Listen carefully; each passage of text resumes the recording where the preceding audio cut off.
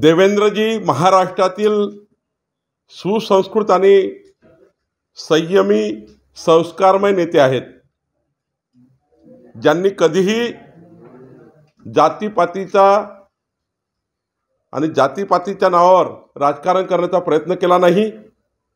सर्व समाजाला, सर्व धर्माला घेऊन हा 14 कोटीचा महाराष्ट्र मुख्यमंत्री म्हणून सांभाळला।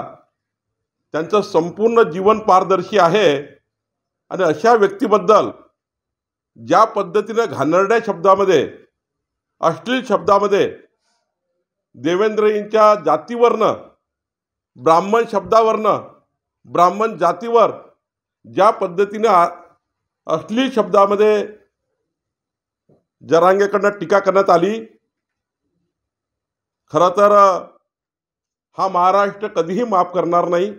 हा महाराष्ट्र संस्कारमय महाराष्ट्र आहे। काय चूक आहे देवेंद्रजींची? 2014 ते 19 मुख्यमंत्री असताना रात्र रात्र जागून देवेंद्रजींनी मराठा आरक्षण दिलं। साक्षीदार आम्ही आहोत। 40 वर्ष ज्यांची सत्ता होती त्यांनी आरक्षण दिले नाही, त्यांना एक शब्द बोलत नाही।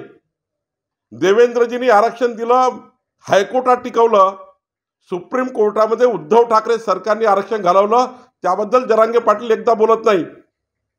आणि खरं तर पुन्हा एकदा एकनाथजी शिंदेच्या नेतृत्वामध्ये ज्या पद्धतीने मराठा समाजाला 10% आरक्षण मिळालं, ईडब्ल्यूएसचं आरक्षण वेगळं आहे आणि मराठा समाजाला मोठा न्याय मिळाला। इतकं असूनही केवळ सागर बंगल्यावरचे फडणवीस या पद्धतीने टार्गेट केला जातात, जातीवरनं टार्गेट केला जातात। खरं तर आम्ही या बाबीचा निषेध करतो। मी दुपारपासून या महाराष्ट्राच्या सर्व पक्षीय नेतृत्वाचे, मला मराठा समाजाचे खूप नेत्याचे मला फोन आले। ही कृती आम्हाला पटण्यालायक नाही आहे, ही कृती काही योग्य नाही आहे। देवेंद्रजींच्या सारख्या संस्कारमय व्यक्तिमत्वावर, संयमी व्यक्तीबद्दल अशा पद्धतीचे आरोप, अशा पद्धतीची घाणेरडीची टीका, अशा पद्धतीचं त्या ठिकाणी वक्तव्य हे काही कुणाला मान्य नाही आहे आणि मराठा समाजही हे सहन करणार नाही। मराठा समाज संयमी आहेत। आम्ही बघितल्या, लाख मोर्चे निघाले, एक मराठा मोर्चे बघितले, कधी असा संयम सुटला नाही। आणि ज्या पद्धतीने हा संयम सोडण्यात आला, ज्या पद्धतीने देवेंद्रजीवर जीवे मारण्याचा आरोप लावण्यात आला, देवेंद्रजी हे कधीच त्या ठिकाणी करू शकत नाही। देवेंद्रजी असे नेते आहेत की जरांगेंना पहिल्या दिवशीपासून पोलीस प्रोटेक्शन देण्याचं, इतक्या मोठ्या मुंबईपर्यंत येतपर्यंत त्यांच्या जीवाचं रक्षण करणे, त्यांचं एक एक बाबीवर लक्ष देणे, त्यांना कुठली इजा होऊ नये, त्यांच्या आरक्षणाला कुठलाही गालबोट लागू नये, हे देवेंद्रजींनी केलं आहे। आणि होय, पहिल्या लाठीचार्जमध्ये त्यांनी माफी मागितली, याचा अर्थ असा नाही आहे, शेवटी राज्याचा मंत्री म्हणून माफी मागावी लागतं म्हणून मागितली आहे। पण देवेंद्रजींनी पूर्ण वेळ जरांगेची काळजी घेतली आहे, जरांगेबद्दल पूर्ण सुरक्षा दिली आहे, जरांगेला मुंबईपर्यंत सुरक्षा दिली। आताही जरांगेला गृह खातं सुरक्षा देते आहे, जे गृहमंत्री देवेंद्रजी आहे। आणि त्याच्याबद्दल अशा पद्धतीने बोलणे, खरं तर मराठा समाजाला आरक्षण देण्याच्या करता भारतीय जनता पार्टीने पुढाकार घेतला, पण मला या ठिकाणी वाईट वाटतं। 40 वर्ष ज्यांनी दिलं नाही त्यांच्याबद्दल एकही शब्द काढला नाही, पण जातीपातीच्या नावाने राजकारण करून त्यांच्या ब्राह्मण जातीवर आज टीका करण्यात आली, त्यांच्याबद्दल वाईट बोलण्यात आलं। भारतीय जनता पार्टीचा कार्यकर्ता हा कधी सहन करू शकत नाही।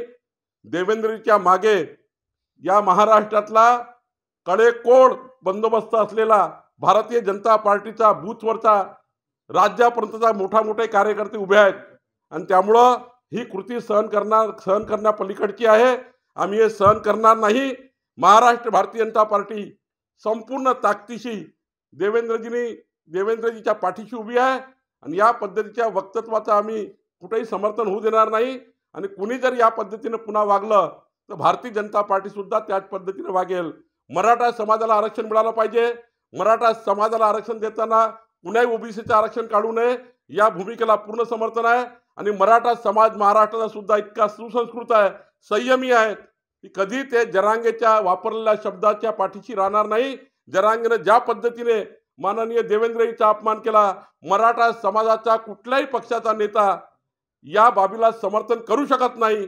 आणि म्हणून या ठिकाणी मी निषेध व्यक्त करतो आणि महाराष्ट्राचं जे राजकारण गढूळ करताय, याचे बोलवते धनी कोण आहेत?